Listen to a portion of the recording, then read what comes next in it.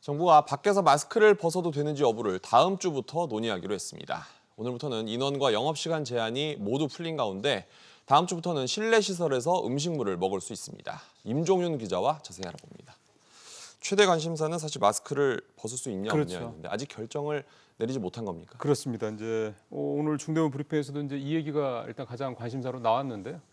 다음 주에 실외 마스크 해제 여부에 대한 논의에 착수한다 이렇게 밝혔고요. 네. 이 기준은 방역적 위험성이 어느 정도일지 마스크를 이제 벗었을 때입니다. 실외에서. 그다음에 앞으로 2주간의 유행 상황을 종합적으로 평가해서 이제 실외 마스크를 2주 뒤에 벗는지 여부를 결정하겠다 이렇게 밝혔습니다. 또 이제 거리두기 해제가 코로나19의 종식을 의미한 게 아니다라는 점을 이제 또 강조를 하면서요. 여전히 하루에 수만 명 이상 확진자가 발생하는 만큼 개인 방역이 더 중요한 시점이 됐다 이렇게 강조하기도 했습니다. 네. 오늘부터는 거리두기가 모두 해제가 됐는데 적용 그렇습니다. 시점 조금씩 다 다르죠. 그렇습니다. 오늘부터 적용된 건 뭡니까? 일단 오늘부터 바뀌는 건 10명으로 되어 있는 모임 인원 또 밤 12시까지로 되어 있는 영업시간 제한 이게 이제 해제된다는 게 가장 두드러진 변화라고 볼 수가 있겠고요. 네. 그다음에 여기에다 이제 299명 이내로 되어 있는 행사나 집회 참석 인원 제한 조치 또 수용 인원의 70%만 채울 수 있게 한 종교시설의 인원 제한 조치도 모두 풀립니다. 이에 따라 300명 이상의 대규모 공연, 스포츠 대회 등에 적용됐던 관계부처의 사전 승인 절차도 당연히 사라지고요. 네. 이러다 보니까 이제 수만 명 규모의 대형 콘서트 같은 것도 이제는 열릴 수 있게 됐습니다.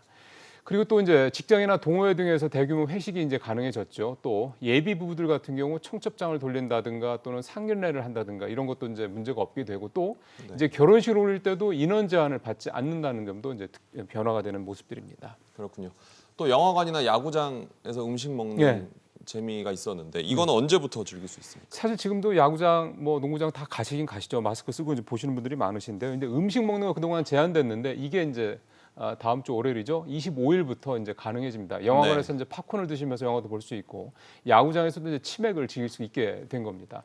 또 이제 이날 즉 25일부터는 이제 코로나19의 감염병 등급이 1급에서 2급으로 하향 조정이 되는데요. 그래서 이날부터 4주간 진행되는 이행기에는 지금처럼 확진자 격리라든가 검사비, 치료비, 생활비 지원 등이 그대로 유지가 됩니다.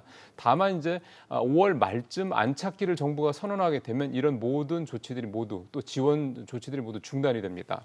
그다음에 이제 5월 말 이후에 이제 방역은 이제 각 회사나 기관 자율에 맡겨진다 이렇게 생각하시면 되겠습니다.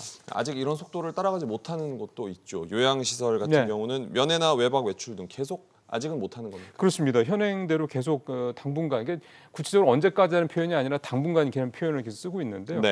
이제 그런 이유가 최근 발생하고 있는 확진자의 20% 이상 또 사망자의 94% 위중증 환자의 3분의 2 이상이 60세 이상 고령자나 또 요양시설 입소자 등에 집중돼 있기 때문입니다.